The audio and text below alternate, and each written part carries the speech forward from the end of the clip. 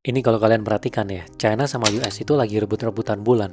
Ya masing-masing mau dulu-duluan untuk mendominasi bulan. Si China sama Rusia itu ada rencana untuk membangun pembangkit listrik tenaga nuklir di tahun 2035. Jadi 10 tahun dari sekarang. Dan ini gunanya adalah untuk memberikan listrik ke dia punya stasiun yang ada di bulan nantinya. Dan stasiunnya buat apa? Buat banyak hal. Misalnya, nanti ada proyek penerbangan ke Mars atau ke planet Jupiter, planet-planet yang ada di luar dari bumi.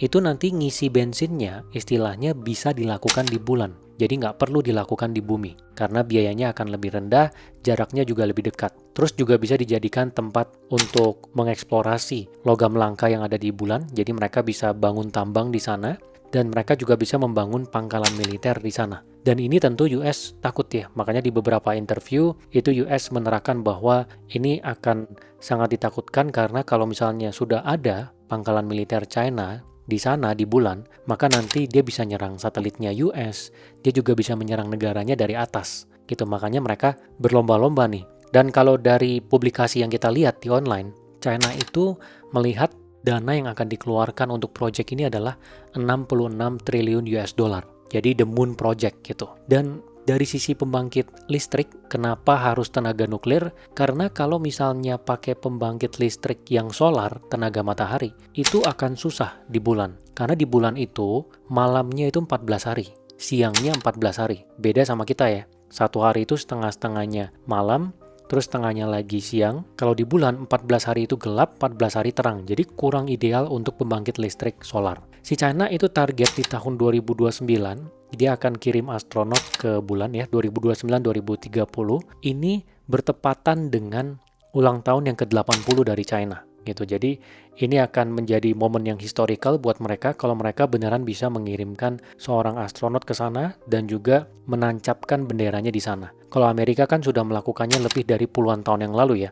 Sedangkan ini adalah momen di mana China bisa melakukannya. Kalau sekedar mengirimkan robot, pesawat luar angkasa ke bulan, itu sudah terjadi dari beberapa tahun yang lalu. Dan mereka juga sudah mengambil sampel material yang ada di bulan. Dan China ini sangat open ya, jadi dia share juga ke universitas yang ada di Amerika yang terafiliasi dengan NASA supaya mereka juga bisa meneliti. Cuma saya agak bingung kan NASA juga sudah pernah ke sana gitu. Kenapa mereka nggak pernah ke sana lagi gitu? Kalau dari data yang kita baca sih memang karena biayanya sangat mahal ya. Dan kali ini karena lagi kejar-kejaran, NASA berencana lagi untuk ke bulan sebelum China sampai di sana tuh orangnya 2029. Dia akan menggunakan si Elon Musk punya SpaceX karena SpaceX ini biayanya bisa beberapa kali lipat lebih murah dibandingkan yang dibuat oleh NASA. Nah, kita akan lihat nih ya dalam beberapa tahun ke depan apakah bisa NASA sampai duluan di sana, kirim orang lagi dan juga membangun stasiunnya di sana berikut dengan pembangkit listriknya. Kalau misalnya China 2035 berhasil bangun pembangkit listrik tenaga nuklir dan Amerika belum melakukannya, itu akan membuat dia persepsinya lebih kuat ya sebagai negara superpower dibandingkan dengan Amerika. Karena menjadi negara pertama nih yang lumayan mendominasi dari sisi bulan. Nah, kalau lihat dari secara peraturan internasional ya, itu ada yang namanya Outer Space Treaty di tahun 1967. Jadi tidak boleh ada negara yang klaim kedaulatan wilayah di bulan. Jadi kan kita pasti berpikir ya, wah kalau China sampai duluan, berarti dia boleh dong klaim kalau bulan itu adalah China. Jadi orang kalau misalnya nanti pengen ke bulan harus pakai paspor. Nah, itu sudah ada peraturannya di hukum internasional. Jadi tidak ada boleh negara yang klaim kalau itu menjadi bagian dari dia punya negara. Nah, tapi itu kan peraturan ya. Kalau misalnya secara nyatanya bulan itu didominasi oleh China ataupun Amerika, ya tetap aja itu akan ada tunduk ke merekanya karena mereka punya teknologi ada di sana semua, orang mereka ada di sana semua dan negara-negara lain udah kalah jauh ya termasuk Indonesia gitu. Yang pasti ini antara China atau Amerika aja nih. Kita akan lihat dalam 5 sampai 10 tahun ke depan. Nah, di luar dari rebut-rebutan bulan, nah, China ini juga sebenarnya di samping sedang mempersiapkan untuk menggantikan dolar sebagai mata uang dunia. Nah, menggantikannya gimana? Dia menggunakan renminbi digital. Jadi namanya ICNY, itu tulisannya biasa ditulis ECNY, tapi kita bacanya ya renminbi digital. Nah, bedanya dengan mata uang biasa, kalau mata uang biasa kita tuh taruh di bank, banknya itu akan kasih kita bunga. Dan kita bisa bikin itu jadi deposito. Dan kemudian uang itu akan dipinjamkan ke pihak luar supaya banknya dapat untung. Tapi kalau ICNY ini, RMB digital ini, itu dikeluarkan oleh bank sentralnya dan bisa dilacak. Jadi kalau misalnya ditaruh di bank, itu nggak bisa didepositoin. Jadi bukan hutang bank ke nasabah. Karena kalau biasa kita taruh uang biasa kita ke bank, itu secara pembukuan utangnya dia ke nasabah. Karena dia harus kembalikan, dia harus bayar bunga. Tapi kalau pakai renminbi digital ini, itu tidak ada bunganya. Itu dikontrol oleh si bank sentral. Jadi peran si bank ini berkurang gitu ya. Dan bank sentral bisa kontrol semuanya. Dia tahu uangnya dari A ke B, kemudian uangnya disimpan oleh siapa saja, perputarannya seperti apa. Dan China ini sangat mendorong ya, dia secara domestik semuanya untuk menggunakan ini, karena berangsur dia mau di dunia secara internasional nanti semuanya pakai renminbi digital. Jadi ketika itu terjadi, ketergantungan ke dolar akan hilang. Maka mata uang dari si China akan menggantikannya. Tapi proses beralihnya ini akan susah menurut saya. Karena pertama, kalau misalnya dia benar-benar pakai renminbi digital, berarti bank-bank di sana semua akan mati. Peran dari bank akan berkurang. Ya karena tidak ada lagi tuh mekanisme yang orang taruh di bank, banknya kasih bunga berapa, terus uangnya dia akan pinjamkan ke perusahaan. Jadinya semuanya tersentralisasi. Ya ini renminbi digital, ini bukan desentralisasi ya, ini tersentralisasi. Jadi beda sama Bitcoin. Jadi si pemerintahnya ini saya rasa suatu ketika nanti dia akan punya kapasitas untuk meminjamkan uang. Jadi orang kalau misalnya mau pinjam uang, langsung ke bank sentral. Dikasihnya si renminbi ini, renminbi digital. Gitu. Jadi beda dengan mekanisme sekarang. Dan ini akan susah diterapkan ke negara seperti Indonesia gitu. Karena bank kita aja di sini banyak banget. Pasti ada lobby sana, lobby sini. Dan kita juga belum sepenuhnya transisi ke digital. Kalau di China, semuanya sudah digital. Orang-orang bayar segala macam, itu sudah tinggal scan aja. Nggak ada yang pegang cash sama sekali. Kalau kita pakai cash, dirasanya sama orang tuh aneh. Kayak saya juga baru balik dari sana ya.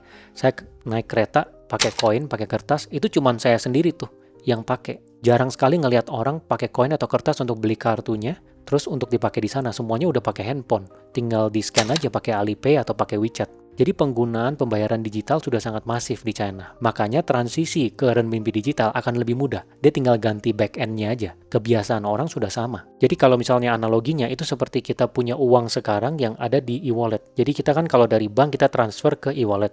Nah nanti tuh ada dua tuh. Yang satu uang kita di bank, satunya lagi adalah renminbi digital. Ini untuk orang China ya. Jadi perlahan uang yang bank ini akan hilang dan semua diarahkan ke renminbi digital. Jadi mereka udah mulai mendorong tuh ya, gaji PNS pakai itu, terus beberapa transaksi terkait dengan pemerintah pakai itu. Saya yakin ini mungkin dalam 5 tahun, 10 tahun ke depan dia akan push sampai benar-benar satu negara sudah pakai semuanya, sudah terbiasa, dan di dunia ketika ada transaksi perdagangan dengan mereka punya negara, yaitu dipaksa untuk pakai itu juga.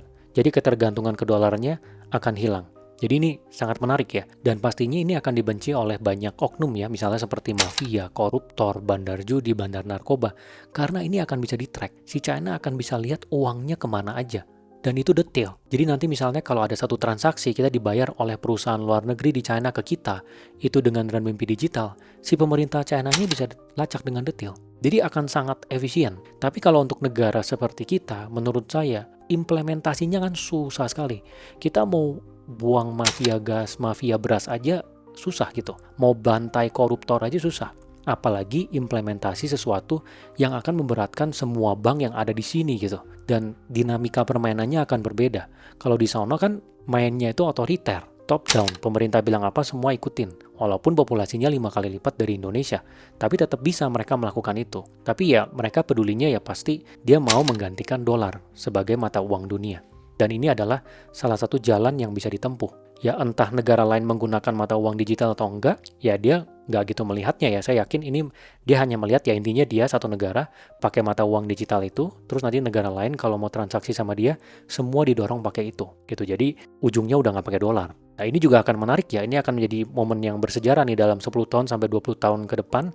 Kalau memang ini kekuasaannya berpindah dari Amerika ke China dan ketergantungannya berpindah, itu akan sangat mutlak ya ketika semua pakai si renminbi digital, itu berpindahnya akan benar-benar dalam 2-3 tahun dengan cepat gitu. Tapi pastinya Amerika ada langkah-langkah yang diambil ya. Jadi di luar dari perang tarif yang lagi seru ini sebenarnya ada banyak yang terjadi gitu ya. Tadi ada rebutan bulan, terus China juga lagi mempersiapkan si renminbi digitalnya nih secara lokal di mereka. Dan sekarang secara perang tarif juga masih nggak jelas ya. Trump ini kan kemarin kayak halusinasi. Dia bilang, oh si China udah ngomong sama kita. Tapi dari China juga bilang, nggak ada, nggak ngomong sama sekali. Kalau misalnya mau ngomong, lu turunin tuh, lu punya tarif ke 0%, baru kita ngomong gitu. Dan Amerika juga udah kelihatan sih dia masih keras di banyak hal ya, misalnya kayak kemarin si wakil presidennya si JD Vance, dia kan ada ke India tuh. Setelah dia ke India, ada deal di mana iPhone yang akan dijual di US itu pabriknya akan ada di India. Jadi walaupun bagian-bagian yang dia pakai untuk bikin iPhone-nya tetap ngambil dari China, tapi secara assembly pabriknya itu di India. Karena US ini secara pasar untuk si iPhone itu 28% dari total, jadi lumayan besar. Dan dia mau lumayan decoupling istilahnya, dia mau lumayan melepaskan diri dari si China, nggak mau terlalu ketergantungan. Dan saya sependapat dengan Profesor Renald Kasali ya, kalau kalian lihat di YouTube-nya Profesor Renald Kasali, dia ada bilang kalau kita mau negosiasi sama satu pihak, kita lihat dulu pihak itu kondisinya seperti apa. Amerika ini di kondisi yang sulit ya. Ini kalau kita secara objektif melihat, dia utangnya juga banyak dan dia ada utang yang jatuh tempo besar tahun ini. Dan kemudian kalau kita lihat secara spesifik di jalanannya juga semakin banyak orang-orang yang nggak ada rumah tinggal dan kondisinya juga nggak seaman di Indonesia. Bahkan ya, di Indonesia kalau kita naik kereta itu bisa jadi lebih aman jauh dibandingkan di Amerika. Di Amerika peristiwa penembakan itu bisa tiap minggu, kalau kalian Google. Di berita tuh bisa tiap minggu ada peristiwa penembakan karena senjata kan di mana-mana boleh pegang secara bebas. Dan di sana kriminalitasnya itu tinggi gitu. Jadi nggak seaman yang ada di persepsi kepala kita. Dan Amerika dengan kondisinya yang sulit ini dia mau neken Indo banget kan. Kayak kemarin dia bilang oke, itu Kris sama GPN nggak adil tuh, nggak melibatkan mereka. Kalau mereka minta itu di ban itu kan ngaco. Dia maunya pakai Visa sama Mastercard. Jadi yang biasanya kita pakai Kris ke bank, jadinya kita pakai Kris itu belakangnya Visa. Ada potongan tuh 2% 3% ke mereka. Mereka jadi bisa lacak transaksinya kita. Terus mereka sampai ngomong kalau Mangga 2 masuk daftar hitam lah.